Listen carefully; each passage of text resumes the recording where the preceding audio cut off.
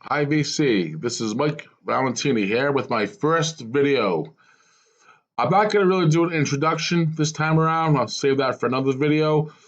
Just want to let the music do the talking. I'm going to start off with actually some bad news. Maybe people know this. I don't think many people realize that Gary Peacock, the great bass player, passed away recently. I believe he was 85 years old. I saw some stuff on Jack DeJohnette's website about it a few days ago. The next day it was taken down, so I was hoping it was some sort of mistake. But I actually saw an official New York Times obituary, so unfortunately it's true. Gary Peacock passed away maybe 3 or 4 days ago. Most people know him from his work with Keith Jarrett and Jack DeJohnette, the famous trio. This is recorded from 1996. That's Gary right there, Keith Jarrett, and Jack DeJohnette. There's a better picture inside here of Gary Peacock. There he is. He led an interesting life. He was into biology. I don't know if he got a degree in biology or not, but that was his real fascination. Then he also got into Zen Buddhism, which everybody eventually gets into somehow. Here's another album that he featured on.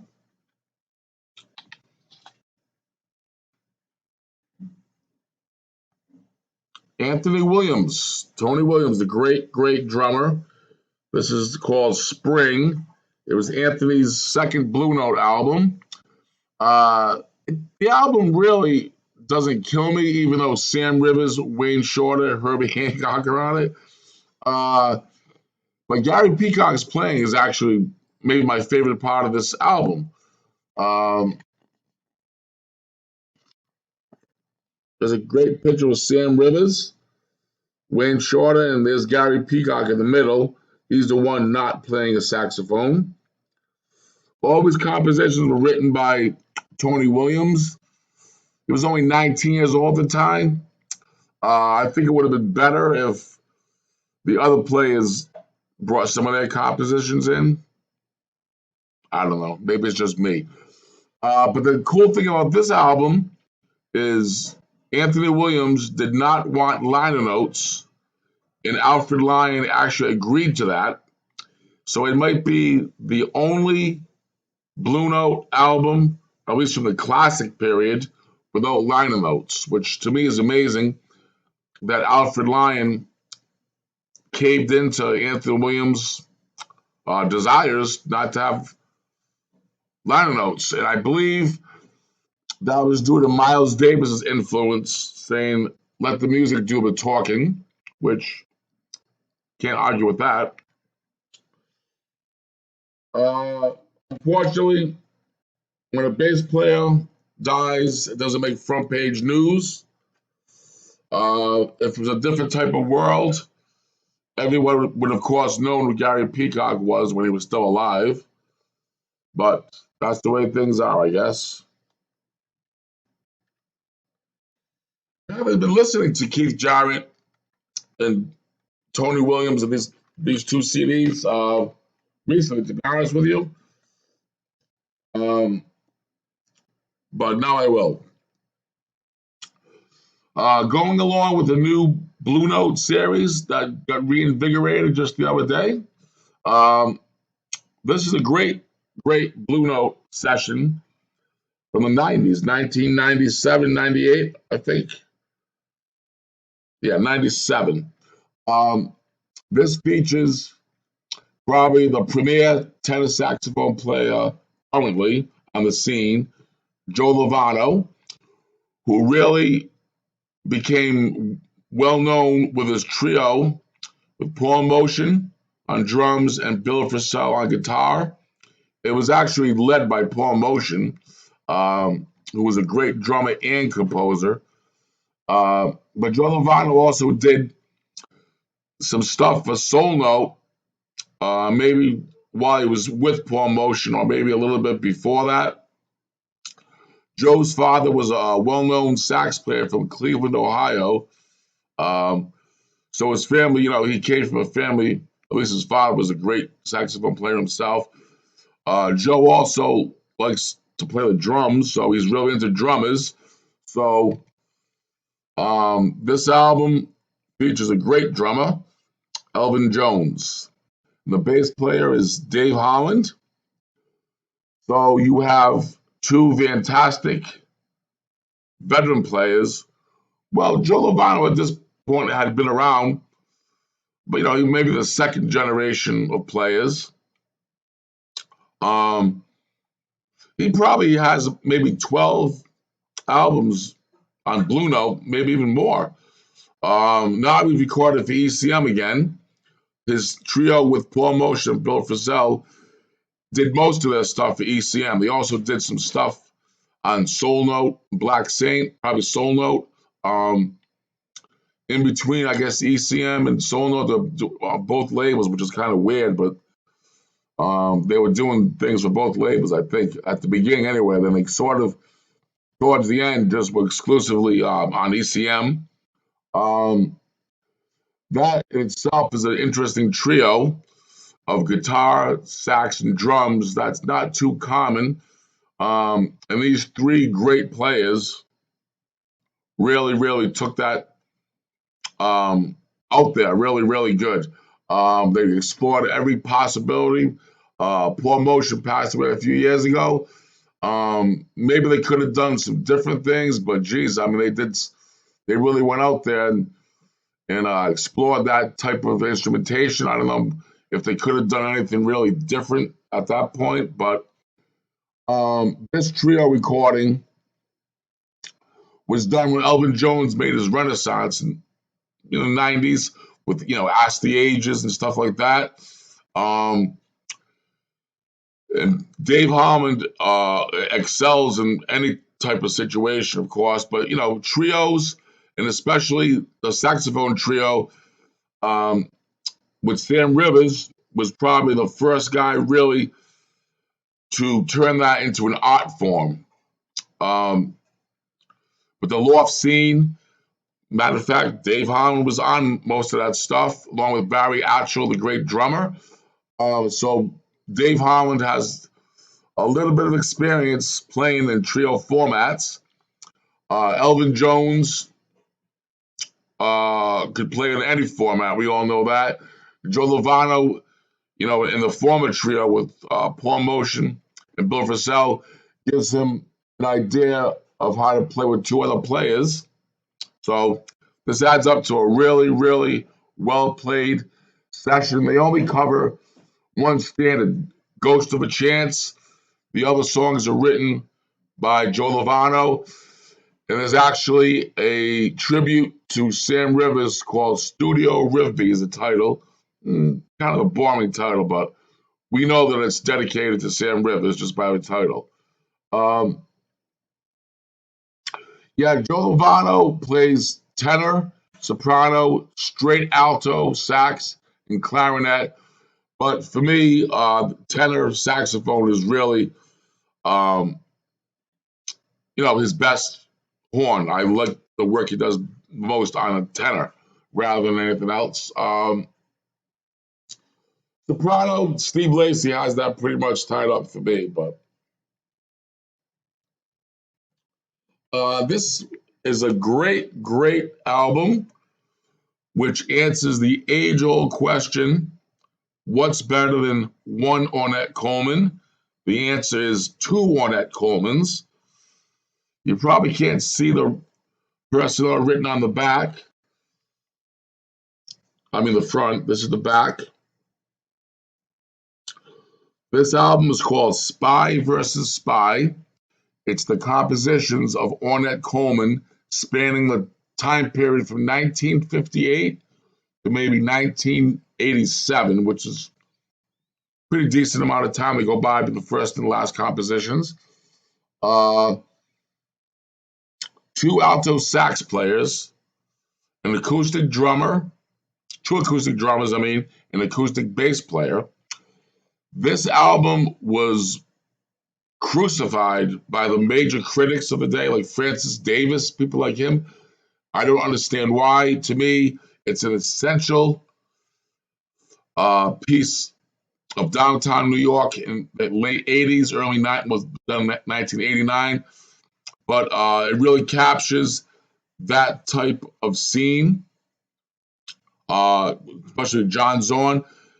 Uh, this was done, I think, a few years after his tribute to Ennio Morricone.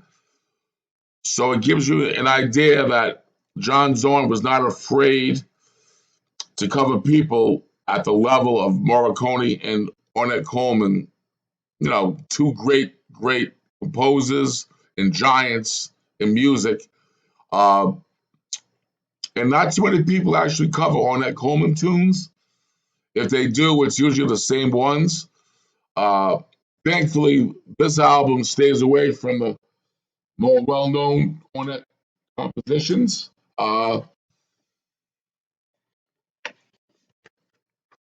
Great artwork.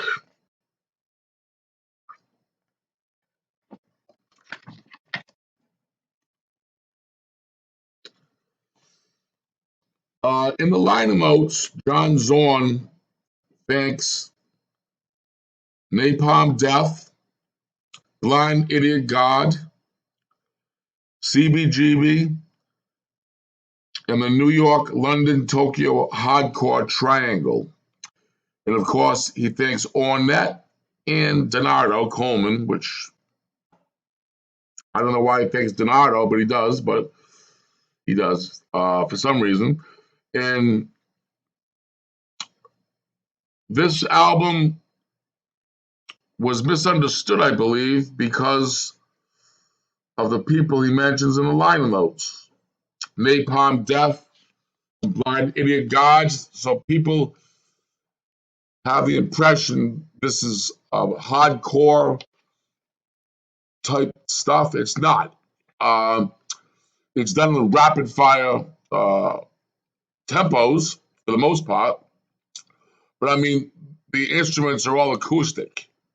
So how hardcore can it be if there's no electricity involved here?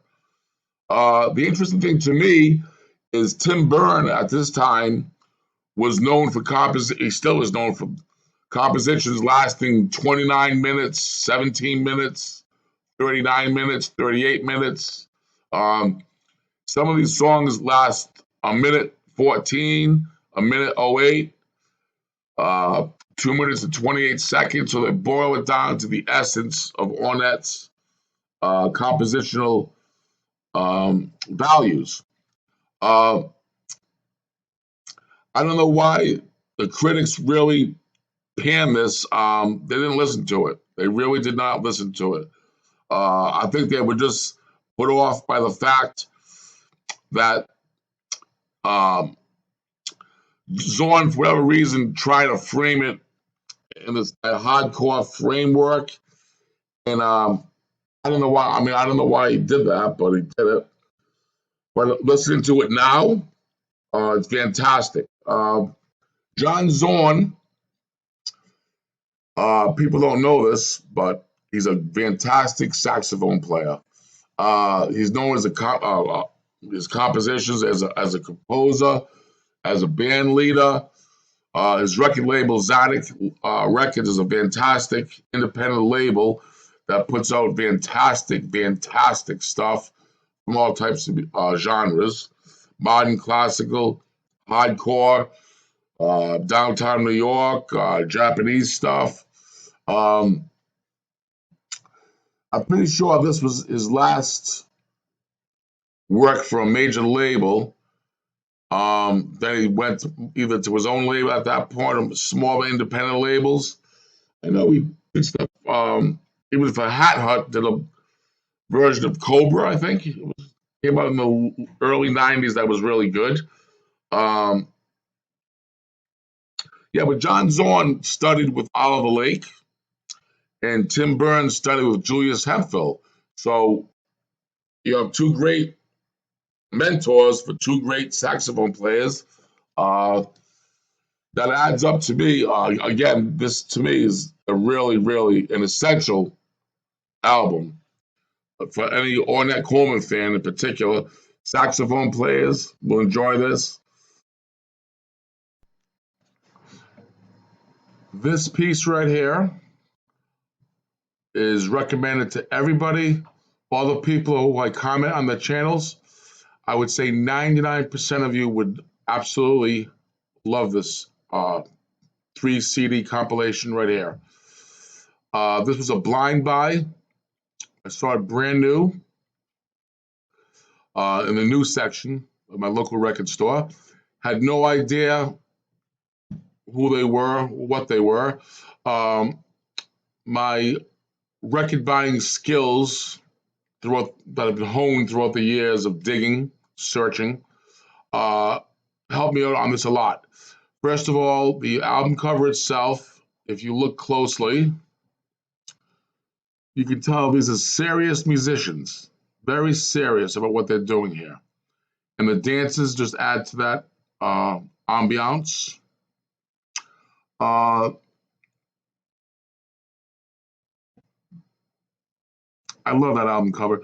And what attracted me to it is I said to myself, and I was right about this, it wasn't from New York or California. The look on the faces of the musicians, there's something about the whole photograph told me that it was from somewhere else besides those epicenters of music. I ended up being right. They originated from Baltimore, Maryland, went to New London, Connecticut, and back to Maryland, basically. And of course, the name of the band, Entourage, the title, Ceremony of Dreams, and the years it covered, 72 to 77, got me interested. The hype sticker mentioned the band or guy Fortet. Look at his name, Karen Hebnon or something like that, which I really just know the name. I don't know his music. But he sampled one of their pieces, for like I guess a hit song of his, a big song. But that really didn't. I mean, that didn't entice me, but made me feel like, well, maybe I'm onto something with that. But I'll tell you one thing. This is a 3 CD set. It also comes on vinyl. Unfortunately, the vinyl was like a compilation of what's on these 3 CDs. This stuff is so good that people really just focus on vinyl. Really should get this version, the complete version. I mean, 3 CDs of perfection. There's no filler. It's beautiful, beautiful stuff. Fred from Big Star 1000 showed an album by the group Entourage that was released on Folkways. I think that was the album that the Fortet guy took that sample from. But these are studio outtakes and other sessions. I never heard the Folkways stuff yet. I think they did 2 albums on the Folkways label. The notes were done on this by J.D. Considine, who's a music critic that I actually like. He's very good. So that was another thing that made me feel I'm making the right choice. Oh, the other thing was it's on the label, the VH label, Tompkins Square. I know from experience they put out some good stuff. So I just bought, it was full price. I very seldom pay full price for anything, any music. But this, I just picked it up without even really thinking that much about it. I just knew it was going to be good. And I can tell you that it's really a different type of stuff. I can tell you this, there's a Blue Note connection. One of the guys in the band, Joe Clark, we got him playing piano. They're all like multi-musician instrumentalists, mostly, I think. Joe Clark, he was actually in a Navy band with Wayne Shorter. There was a Blue Note connection to that too, even to this, uh, which is that in itself is interesting. Um, the other thing I have to mention on this, Chris Cole a while back showed an album by a bass player named Terry Plumeri. Terry's on not every track on this album, but he's on um, some of the tracks on this album. He's an acoustic bass player um, who I really didn't know until Chris showed that album. Unfortunately, I found out doing some research, he was murdered in a home invasion in Florida a few years ago, which, that's terrible, but that's America for you. I mean, how much money did an acoustic bass player have at his house? I probably had more than him in my car. Uh, isn't it a great album cover picture? They're very involved in dance also, as you can tell from this picture. Uh, it's got that druid, neo-pagan kind of feel to it too. Um, the music, uh, it's amazing that I can say this, but it's true. It almost reaches the Popol Vuh level of excellence in that spiritual type stuff that they created. Um, Especially the guitar player named Wall Matthews. His playing sounds like Daniel Fickershare, who played with Popol Vuh. And he also sounds a little bit like Steve Howe from Yes, which is interesting also. Um, this music also would appeal to people who like the Paul Winter Consort in Oregon with Ralph Towner. It's got that type of feel to it too, but it's really it's amazing stuff. It's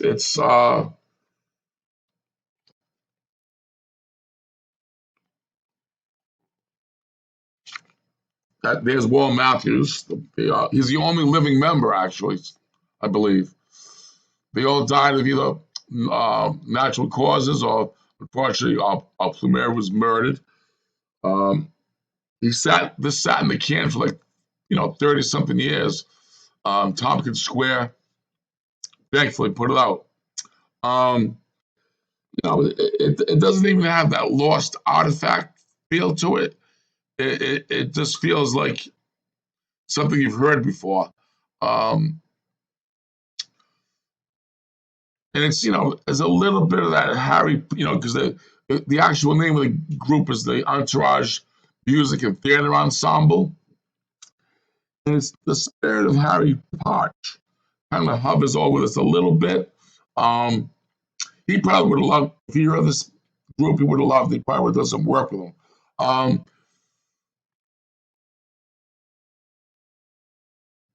Yeah, they were around from I think until maybe 83, 84. Um, they did, I think, a Danish ballet company commissioned them to do a ballet called Cleopatra. I think there's some stuff on here called Cleopatra, too. That's probably part of that. Excellent liner notes. That's Terry Plumeri, the bass player.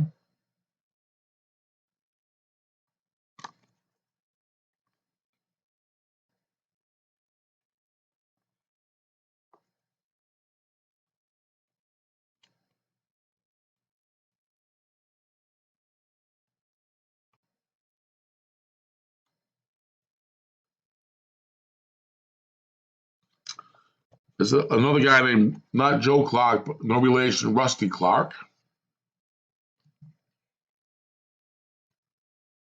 But yeah, I mean, it's something that I would recommend to just about everybody out there.